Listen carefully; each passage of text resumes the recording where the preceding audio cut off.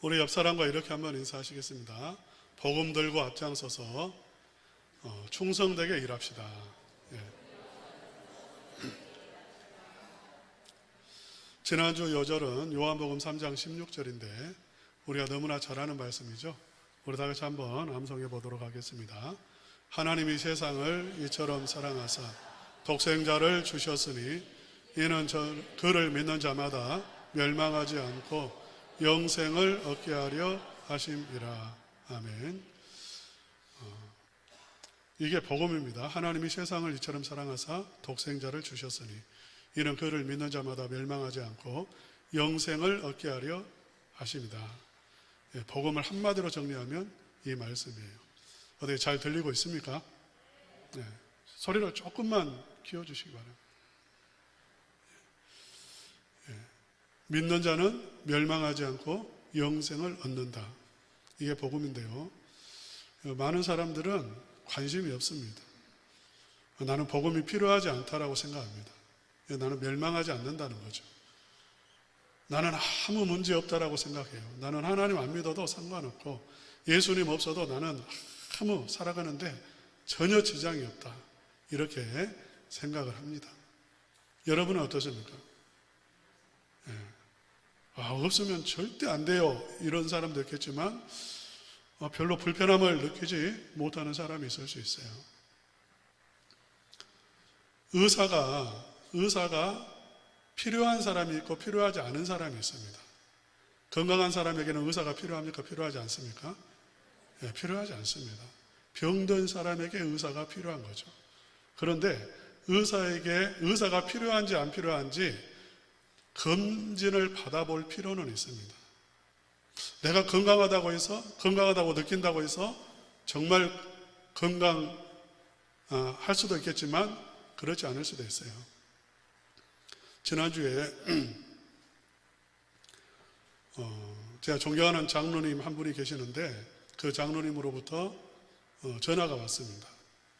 사모님이 권사님인데 그 아내를 위해서 기도해 달라고. 그 아내가 그러니까 지난주에요. 지난주에 고신 의료원에 가서 검사를 받았는데 췌장암 말기에 가까운 상태인 것입니다. 병이 굉장히 깊은 거예요. 전혀 느끼지를 못했습니다. 그리고 코로나 3년 기간 동안에 좀 병원에 가는 것이 조금 이렇게 까다로워졌으니까 병원에를 가지 않았어요. 그래서 정기 검진도 받지 않았어요. 3년간. 그런데 그 3년 동안 병이 굉장히 깊어진 거예요. 나중에 이제 얼굴에 황달이 오고 눈이 이렇게 노랗게 변하고 그러니까 이게 좀 뭔가 이상하다 싶어서 병원에 갔을 때는 이미 심각한 상황인 거죠. 그러니까 내가 괜찮다고 해서 괜찮은 게 아니고요. 정말 복음이 필요한지 아닌지 그것은 좀 더 정확하게 진단해 볼 필요가 있습니다. 내 하나님 없이 불편하게 살지 않는다고 해서 내가 하나님이 필요하지 않고 내가 복음이 필요하지 않는 것은 아닐 수 있다는 거죠. 오늘 본문의 말씀은 우리의 영적인 진단서입니다. 우리의 영적인 상태를 이렇게 보여주고 있는 것입니다. 그래서 오늘 이 본문 말씀을 통해서 우리 성도님들이 나의 상태는 어떤지 한번 점검을 해봤으면 좋겠어요.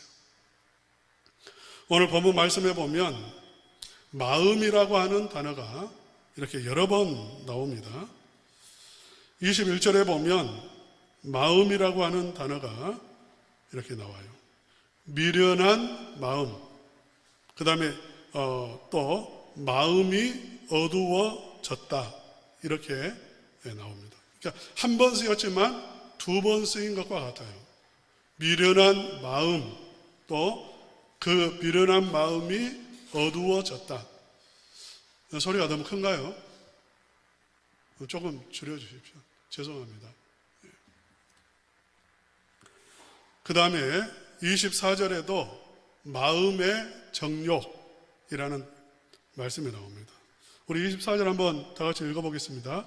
시작.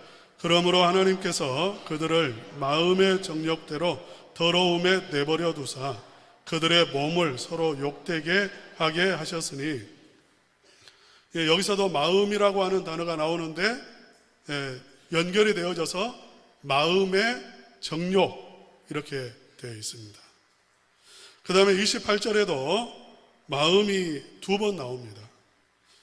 마음에 하나님 두기를 싫어하며, 하나님 두기를 싫어하는 마음이 나옵니다. 그 다음에 이어서 상실한 마음, 마음 속에 무엇인가 상실했다 하는 말씀이 나옵니다. 그러니까 이렇게 이 마음에 대해서 이렇게 진단을 하고 있는 것입니다. 우리 사람들의 마음이 어떠한 상태인가를 진단하고 있는데, 여기서 마음은 단지 내 마음이 아니라 영적인 상태이기도 하고 마음이기도 하고 우리의 그 전인격이라고 말할 수 있는 그 부분입니다. 하나님은 우리의 마음 속에, 마음을 만드시고 우리의 마음 속에 두 가지를 분명하게 심어 두었습니다. 첫 번째가 무엇이냐면 하나님을 아는 마음을 심어 놓으셨습니다. 우리의 마음은 하나님을 알게 되어 있다는 것입니다. 우리 한번 18절 말씀 다 같이 함께 읽겠습니다. 19절 말씀 다 같이 읽겠습니다. 시작. 이는 하나님을 알만한 것이 그들 속에 보임이라. 하나님께서 이를 그들에게 보이셨느니라. 여기서 19절에 말하는 하나님을 알만한 것, 그들 속에 보였다. 그 말은 우리의 마음 속에 하나님을 아는 마음을 주셨다 하는 것입니다. 모든 인간은 하나님을 찾게 되어 있습니다. 하나님을 감지하게 되어 있습니다.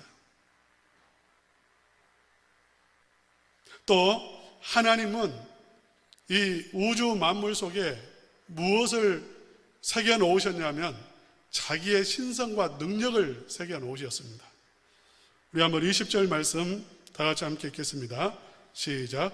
장세로부터 그의 보이지 아니하는 것들 곧 그의 영원하신 능력과 신성이 그가 만드신 만물에 분명히 보여 알려졌나니 그러므로 그들이 핑계하지 못할지니라.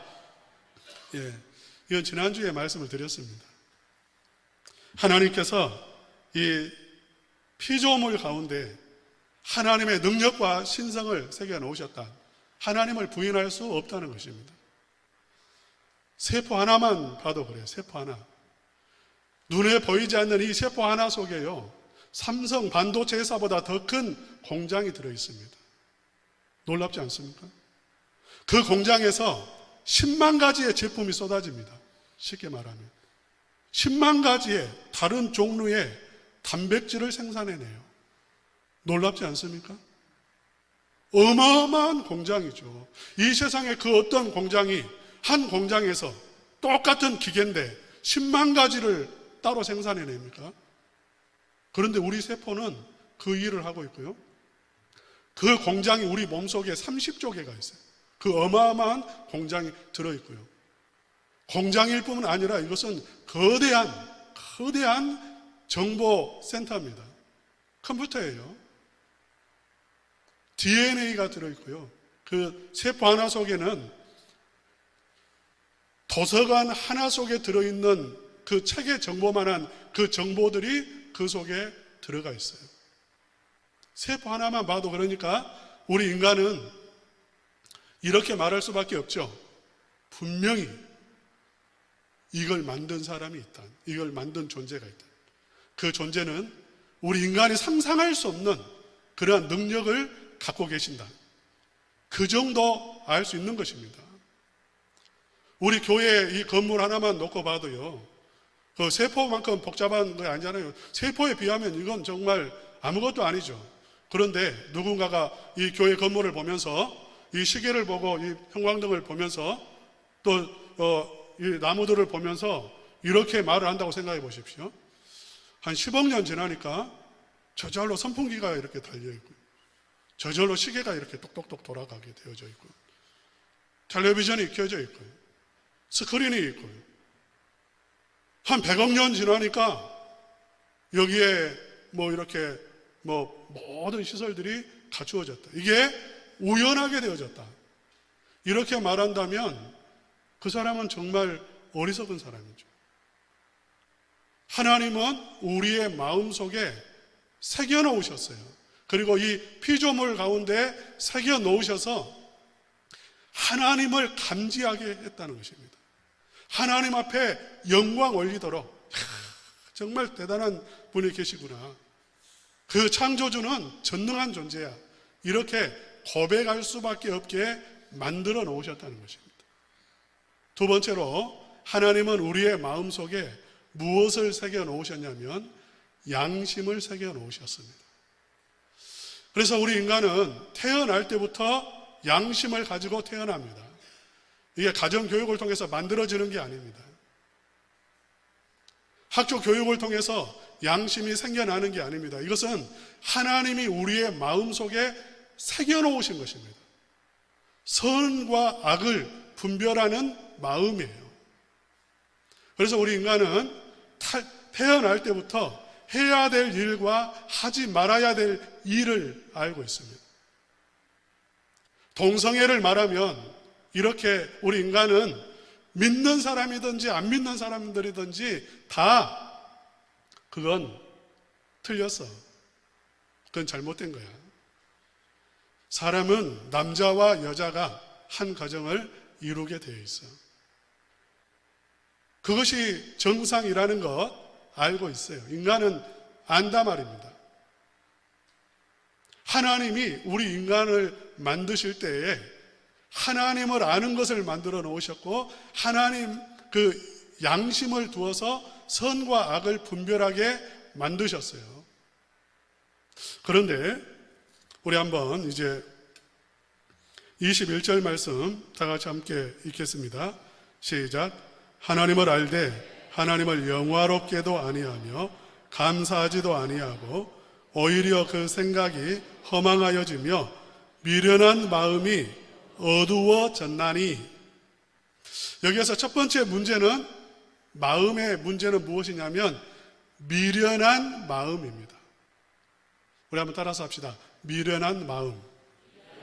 예, 우리 인간의 마음이 미련해졌다 그 말이에요.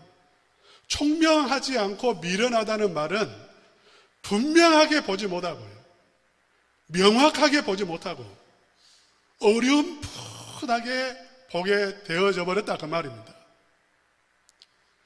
우리의 마음속에 하나님을 아는 지식을 새겨 놓으시고 피조물 가운데 하나님의 신성과 능력과 영광을 새겨 놓으셨는데, 그것을 있는 그대로 보는 게 아니라 어렴풋하게 보는 게 미련한 마음입니다.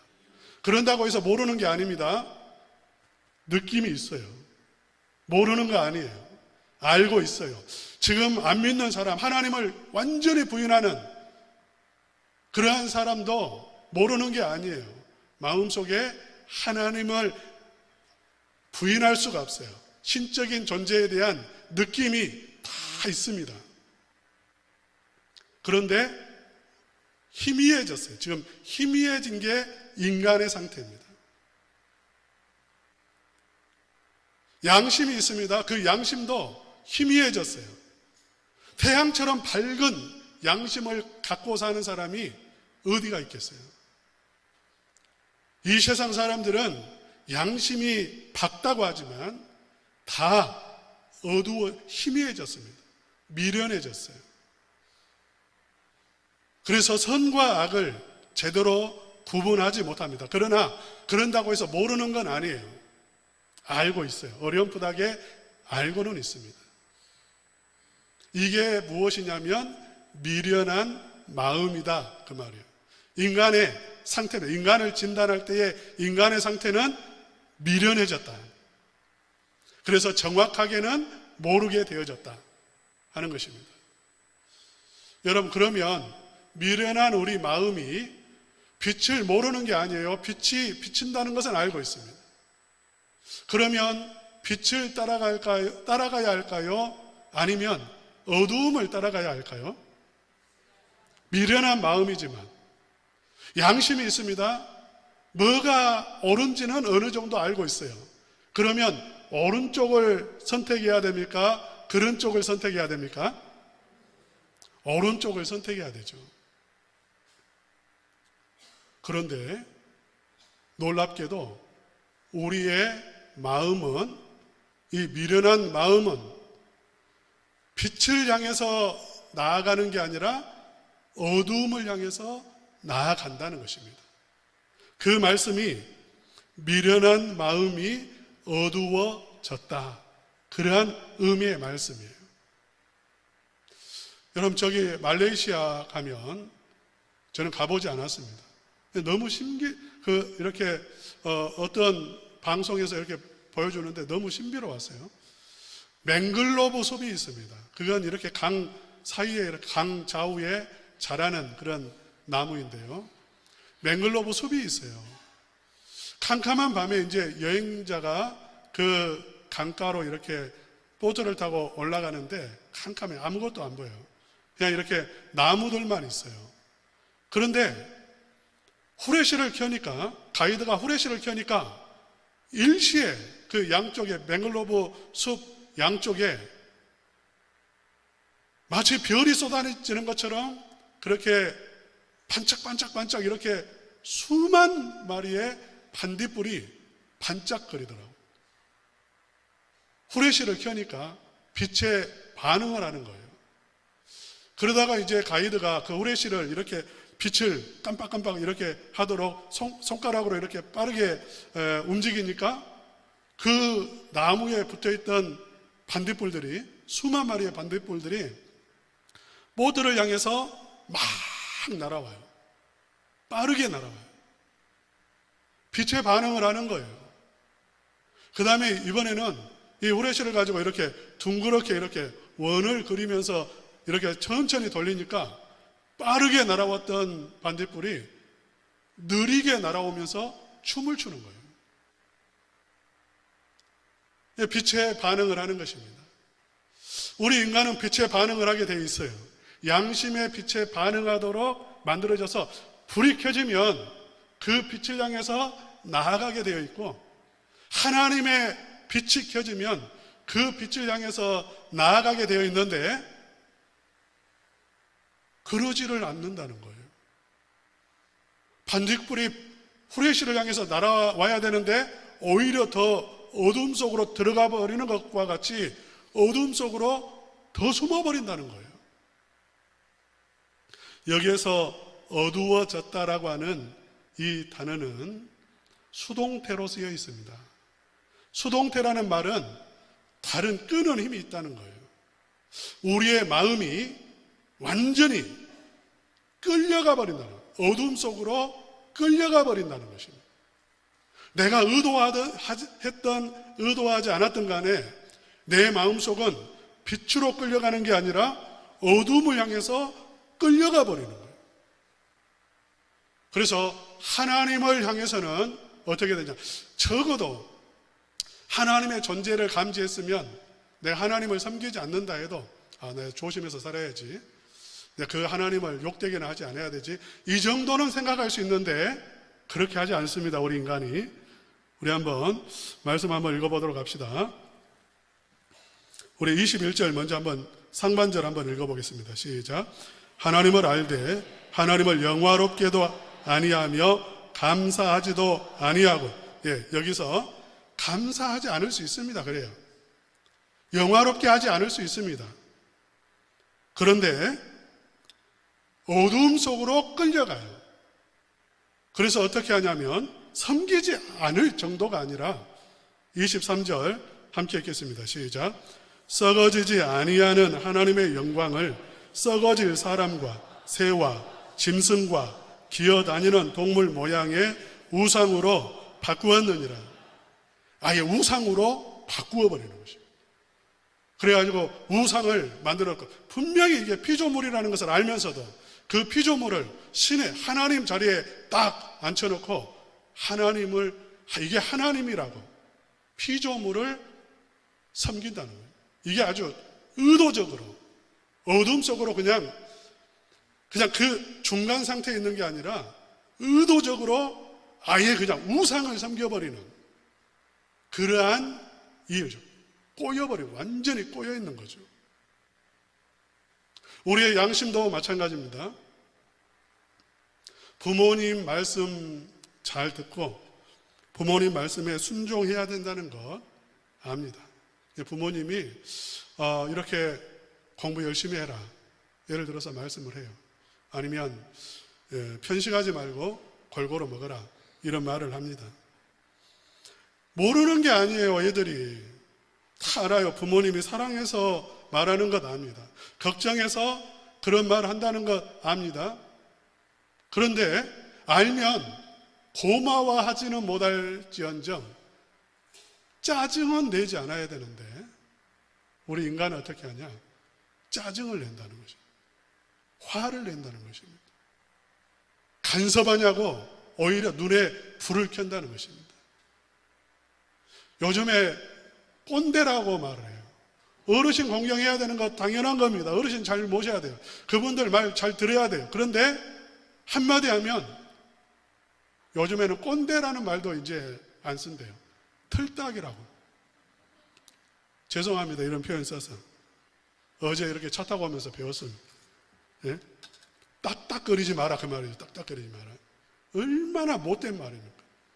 그러니까 그냥 마음이 어느 정도로 이렇게 삐뚤어져 버렸냐면 그 미련한 마음이 어두움 속으로, 악으로 향해가지고 그렇게 꼬아버리는 거예요. 아주 못되게 그렇게 말을 해버리고요.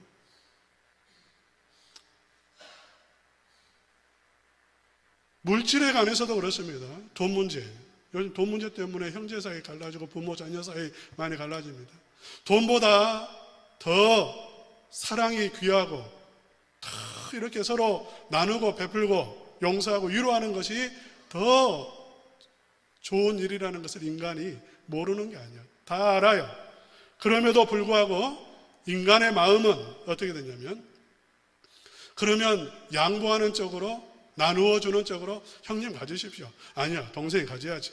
이렇게 서로 배려하는 쪽으로 가는 게 아니라 인간의 마음은 더 안 좋은 쪽으로 자기 것을 다 만들어야 그냥 시원한 모든 문제에 있어서 이렇게 되는 거예요. 교회 안에서도 우리는 옛 사람의 본성을 가지고 있습니다. 그렇기 때문에요, 교회 안에서도 조그만 문제만 있어도요 억하심정을 갖습니다. 분명히 장로님이, 집사님이, 권사님이 좋은 뜻으로 말한 거 모르는 거 아니에요. 다 알아요. 그런데 그게 좋게 들리지 않아요. 그러면 좋은 쪽으로 해석을 해야 되는데 우리의 마음이 마치 그냥 만유인력에 끄는 것처럼 어떤 쪽으로 끌려가 버리냐면 안 좋은 쪽으로 미움으로 끌려갑니다. 마음속에 원한을 품어버려요. 그게 우리 인간의 마음인 거예요. 성적인 타락도 마찬가지입니다. 동성애 이야기했습니다마는 이 동성애가 아니라는 것 정말 모르는 사람 없어요. 그럼에도 불구하고 우리 인간의 마음은 끌려간다는 것이죠. 이건 동성애만 말하는 게 아닙니다. 모든 성적인 죄, 범죄 다 거기에 우리의 마음이 끌려가 버려요. 더 심각한 문제가 있습니다. 더 심각한 문제가.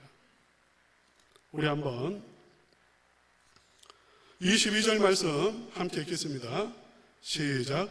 스스로 지혜 있다 하나 어리석게 되어. 여기서 말씀 뭐냐면요, 흔히 우상 섬기면 안 되는 것 알면서 우상을 섬기고, 어둠에 끌려가서 우상을 섬기고, 내가 잘못했어, 마음속으로라도 그런 마음을 가져야 되는데 스스로 어떻게 말하냐면 나는 똑똑해, 지혜로워, 참 잘했어, 그렇게 말을 한다는 거예요. 우리 32절 말씀도 다 같이 한번 읽어봅시다. 시작. 그들이 이 같은 일을 행하는 자는 사형에 해당한다고 하나님께서 정하심을 알고도 자기들만 행할 뿐 아니라 또한 그런 일을 행하는 자들을 옳다 하느니라. 인간이 그 마음이 어둠에 끌려갔습니다. 그러면 적어도 양심이 있으니까 내가 잘못했어. 어머니 내가 화낸 거 잘못했어요. 이렇게 가야 되는데 뭐라고 말하냐면 끝까지 내가 옳다. 끝까지 고집을 피운다는 거예요. 잘못했음에도 불구하고 그 잘못을 인정하지 않고 끝까지 내가 옳다라고 말을 하는 거예요. 그 결과 우리 인간의 진단한 것이고요. 그 진단서의 결과 이제 최종 한 말씀이 나오죠. 의사가 당신 여기가 이렇게 좀 이상이 있고 이런 증상들이 있고 그렇게 해서 결국 당신은 말기암입니다 라고 진단을 때릴 수 있는 것입니다. 그것처럼 딱 진단서 이제 결과가 18절 말씀이에요. 우리 한번 18절 읽도록 하겠습니다. 시작. 하나님의 진노가 불의로 진리를 막는 사람들의 모든 경건하지 않음과 불의에 대하여 하늘로부터 나타나나니. 인간의 상태는 뭐냐면 진리의 큰 강물이 흐르고 있는데 불이 아까 말했던 아주 어둠으로 마음이 끌려가서 그렇게 악하게 모든 것을 그렇게 꼬아가지고 아주 악한 그쪽으로 가면서 옳다라고 하는 게 어떤 상태인가? 마치 진리라고 하는 그 댐을 거슬러서 손으로 막 그것을 막 두들겨 패면서 내가 옳아 막 그렇게 저항하는 상태와 같다. 그래서 결과 진노 아래 있다 이 말입니다. 하나님의 무서운 진노 아래 놓여 있다는 것인데 이 진노 아래 있다는 말은 현재형입니다. 그러니까 우리가 죽어서 하나님 앞에 심판대에 서서 그때 진노를 받는 게 아니라 우리 인간은 이미 진노 아래 있는 상태. 여기서 진노는 하나님의 무서운 진노입니다. 쉽게 말해서 우리 인간은 지옥을 살고 있다는 것입니다. 장차 우리가 영원한 심판을 받는 사람들이 있죠. 그런데 그 심판을 받기 전에 이미 마음이 그렇게 어두움으로 끌려가기 때문에 우리는 이미 이 세상을 살면서 고통을 당하고 있어요. 동성연애 하는 사람들이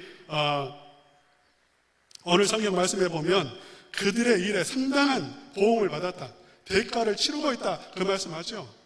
2000년 전에도 동성애자들이 동성애가 만연했습니다. 그때 이미 육체적으로 병에 걸리고 상당히 어려움에 빠져 있었어요. 값을 치고 진노를 받고 있어요. 이것처럼 오늘날에도 마찬가지입니다. 마음속에 미움을 가지고 있으면 그 마음이 지옥인 거 아닙니까? 풀지 못하고 빛으로 향하지 못하고 계속해서 안 좋은 쪽으로 생각하고 문제를 다 복잡하게 만들어 간다면 그 가정은 지옥이 되는 거 아닙니까? 이미 진노 아래 놓여 있다는 거예요. 인간의 문제를 해결하기가 쉽습니까? 어렵습니까? 쉽지 않습니다. 인간의 문제를 해결할 수. 왜? 마음은 어두워져 있고 그 마음은 강력한 힘에 의해서 저항할 수 없는 힘에 의해서 어두움 속으로 계속해서 끌려가고 있고 그러면서도 잘했다고 말하고 있고 진노 아래 있는데도 느낌도 없고 그러니 문제가 심각한 거예요. 제가 딱 20년 전입니다. 2003년도, 지금 2023년도니까 20년 전이에요. 저는 그때 대구에서 부목사로 사역을 하고 있었습니다. 제가 사역할 때 2003년도에 대구 지하철, 그러니까 1호선 중앙역 한가운데 제일 사람들이 많이 타고 내리는 그 지하철역에 화재가 발생을 했습니다. 여러분 잘 아시죠? 무서운 화재가 발생했어요. 그때 200명 가까운 사람들이 목숨을 잃었습니다. 또 그만큼의 사람들이 큰 부상을 당했습니다. 정말 이렇게 끔찍한 사고였어요. 저는 그때 그 섬기는 교회 집사님들 가운데 지하철에 근무하는 분들이 여러 분 계셨습니다. 또 소방관으로 제 동사가 있어가지고 거기 참사 현장에 투입도 됐습니다. 그래서 좀 더 소상하게 그 이야기들, 뒷이야기들, 그런 이야기들을 좀 더 들었습니다. 그때 기적적으로 살아난 사람들도 있습니다. 권사님 한 분이 살아났어요. 그 권사님은 교회 전도팀, 그 이렇게 전도하는데 가려고 이렇게 그 지하철을 탔고, 그 지하철에서 딱 순식간에 몇 분 사이에 그 중앙역, 그게 용광로가 되어버렸어요. 그리고 그 지하철 안이 완전히 유독가스, 독가스실이 되어버렸어요. 앞이 보이지도 않고 무섭게 용광로처럼 불에 타버렸습니다. 쇳덩어리들이 녹아버릴 정도로 그렇게 큰 불이 일어났습니다. 이 권사님도 유독가스를 마셨어요. 유독가스 마시면 바로 쓰러집니다. 쓰러졌어요. 이제 죽는구나. 하나님, 내 영혼 주님께 맡깁니다. 그 기도를 하는데 그 순간에 아주 시원한 공기가 코끝을 스쳐 들어왔습니다. 기적이죠. 완전히 꽉 차버렸는데 유독가스가 거기에서 어떻게 시원한 바람이 코끝으로 이렇게 들어온 거예요. 그래서 눈이 번쩍 뜨이고 하나님이 살려주신가 해가지고 일어나서 그 지하철을 빠져나올 때까지 그 신선한 공기가 떠나질 않았습니다. 복음은 무엇이냐면, 복음은 우리는 이미 하나님의 진노 아래에 빠져 있고요. 우리는 완전히 유독가스에 우리의 양심이라고 완전히 지금 그걸 마셔가지고 고장이 나버렸고요. 미련해져 버렸고요. 우리의 마음은 강력한 사단의 힘, 우리 욕망에 끌려서 어두운 쪽으로 나아가서 계속해서 오히려 그 가스실 중앙으로, 그 불이 타는 중앙으로 들어가고 있어요. 그런데 예수님이 오셔서 우리를 붙잡아서 건져내신 거예요. 이게 복음입니다. 건져내셨다는 것입니다. 뿐만 아니라 우리에게 성령의 바람을 우리 코에 불어넣으셔서 죽은 우리를 살리시고 회복시켜 주셨다는 것이 하나님의 복음입니다. 얼마나 놀라운 은혜입니까? 뿐만 아니라 우리의 심령을 회복시켜 주시고 양심을 회복시켜 주시고 영적인 눈과 귀를 열어주셔서 희미하게 보는 게 아니라 정확하게 하나님의 영광을 보고 살아계심을 보고 하나님의 음성을 듣도록 하나님과 교제하도록 회복시켜 주시고 성령으로 붙잡아 주셔서 그 강력한 힘의 권세를 끊어버리고 어둠으로 향하는 권세를, 힘을 끊어버리고 하나님을 향해 나아가는 의지를 주시고 강력한 성령의 능력의 도우심을 부으셔서 하나님 향하게 해 주셨다는 것. 이게 하나님의 복음인 줄로 믿습니다. 하나님께서 우리 성도님들 건져 주실 줄로 믿습니다. 구원해 주실 줄로 믿습니다. 우리 힘으로는 안 됩니다. 이 설교를 들어도 우리 인간으로는 별로 관심이 없고 꼭 그래야 되나 이런 생각할 수 있습니다. 그러나 하나님이 직접 하셔서 예수님이 오셔서 건져 주시고 생명 주시고 은혜 주시고 회복시켜 주셔서 우리를 하나님을 섬기고 하나님께 영광 올려드리는 삶으로, 형제를 사랑하는 삶으로 그렇게 바꾸어 주실 거예요. 이 은혜를 누리시기를 주님의 이름으로 축원합니다.